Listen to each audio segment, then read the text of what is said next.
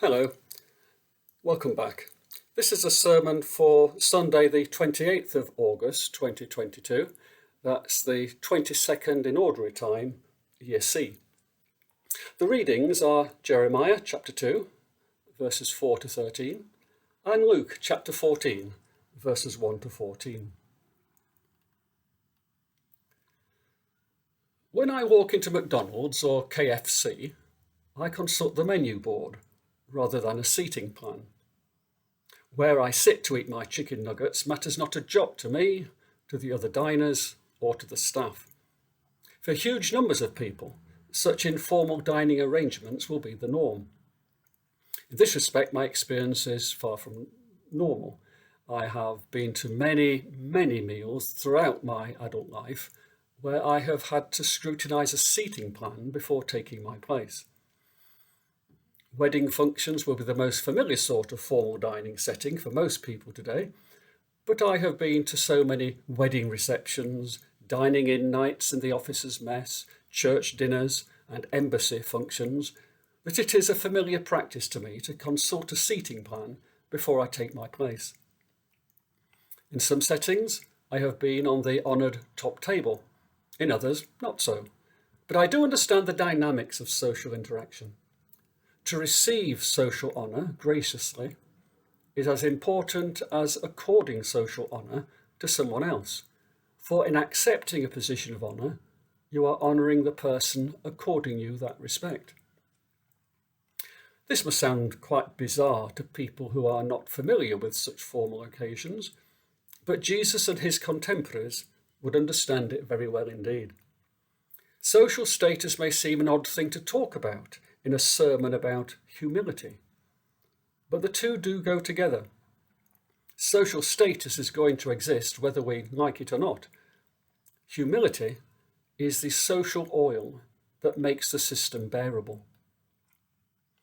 When Jesus dines at a Pharisee's house, these complex matters about status are being played out. You may have noticed that this section about honour at the dining table follows on from a story about healing a man with dropsy. There is a logic to it.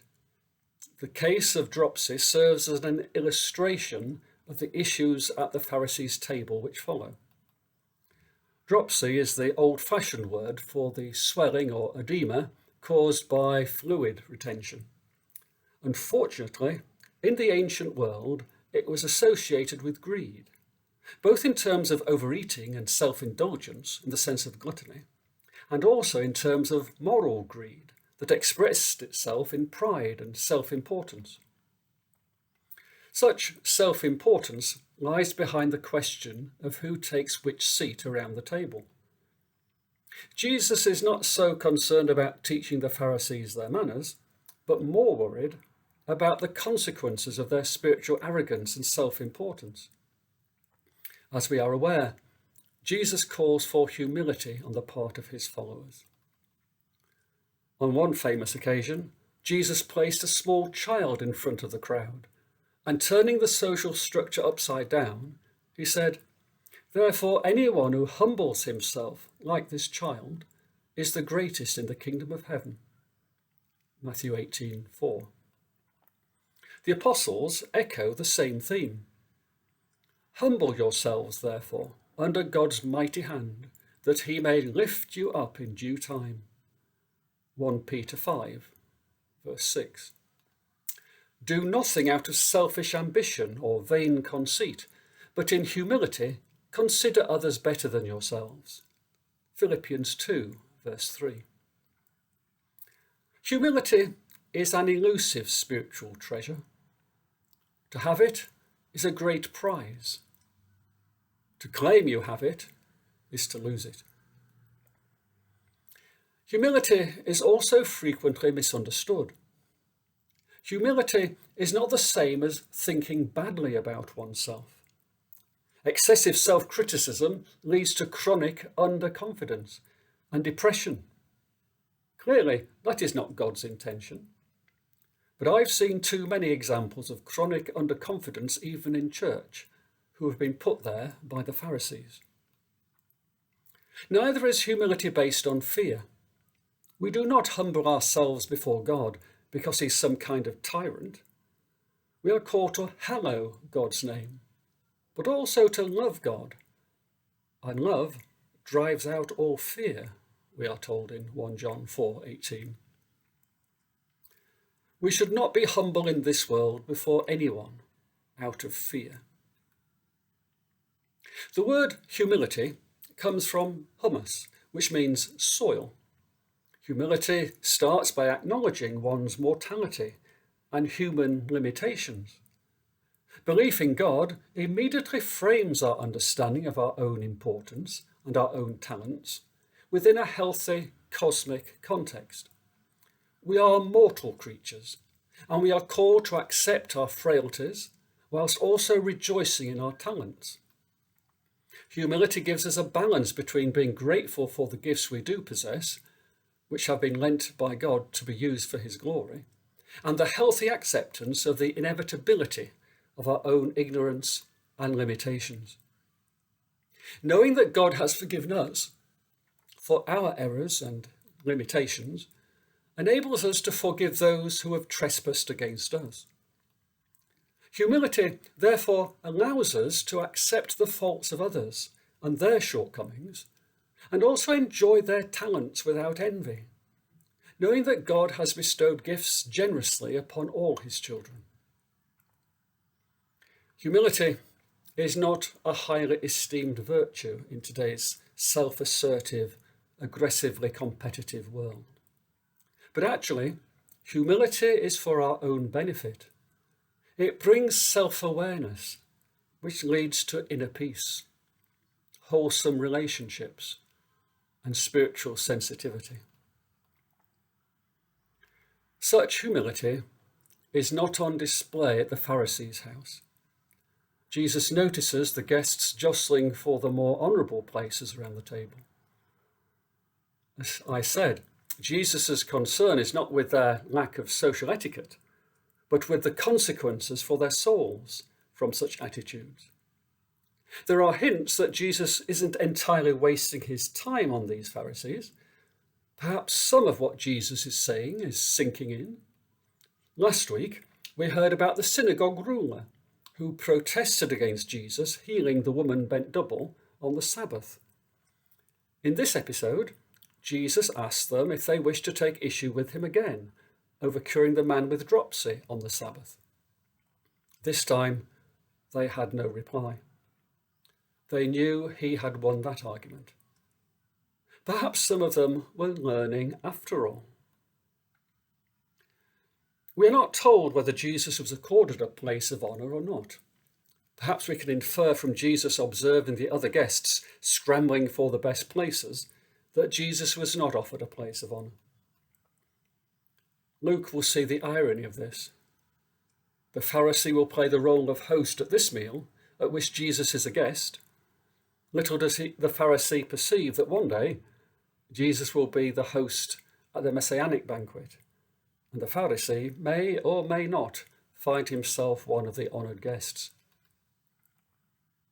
The people Jesus suggests merit an invitation: the poor, the crippled, the lame, the blind, are the sort of people the Pharisee assumed deserved God's displeasure and would be excluded from the Messianic banquet. Jesus is redrawing the seating plan. The Pharisees had better take stock.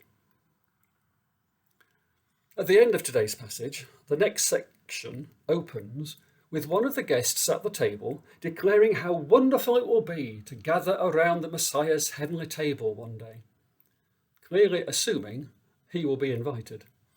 So Jesus still has a bit more work to do. Spiritual pride also features strongly in Jeremiah's prophecy against the people in the years leading up to the destruction of Jerusalem and the Babylonian exile. They had grown overconfident in their prosperous times. They had forsaken their God, forgotten the debt they owed for having been ransomed from slavery. They had conveniently forgotten their failures and weakness and need of God's rescue. They felt they could live off their past by simply saying, "This is the temple of the Lord, the temple of the Lord." as if their appeal to a lost faith could guarantee them safety. Jeremiah said that they had forsaken the spring of living water, a symbol for the Spirit of God. And they had dug their own cisterns to store their water. Water in such a dry and hot climate has always been of constant concern. So Jeremiah is saying God should be our constant concern in this life. Yet their cisterns are cracked and empty. When they need to find water in them during the hottest season of the year, they will find them empty. That is one of the great ironies of life. Those who believe they are rich in spiritual treasure are often found wanting in times of calamity, whereas those despised as spiritual paupers often have greater spiritual resources to call upon because they know their need and thereby remain open to God's grace. I remember when I was in the Royal Air Force and a bomb had exploded under a bus, killing several people in the RAF band.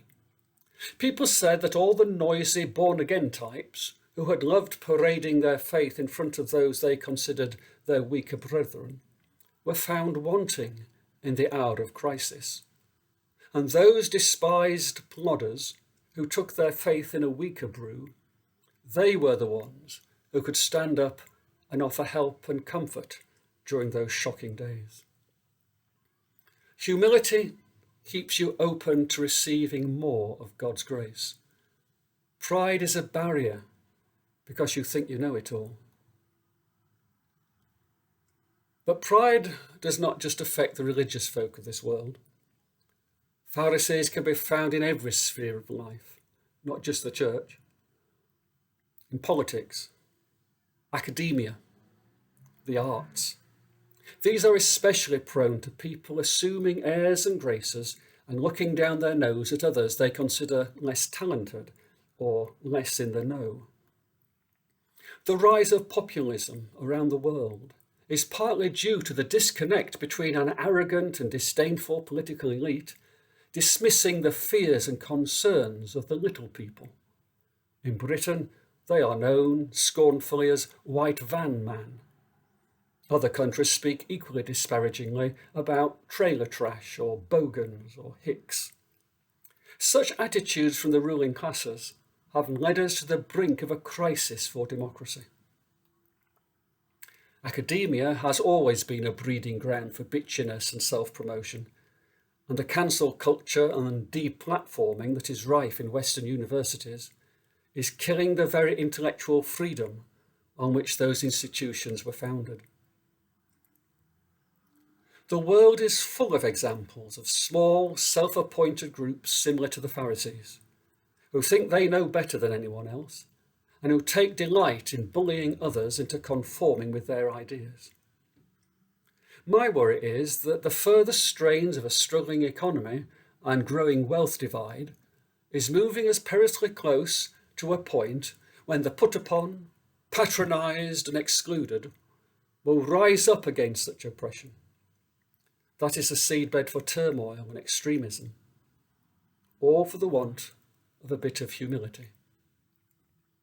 Humility is the oil that keeps society working.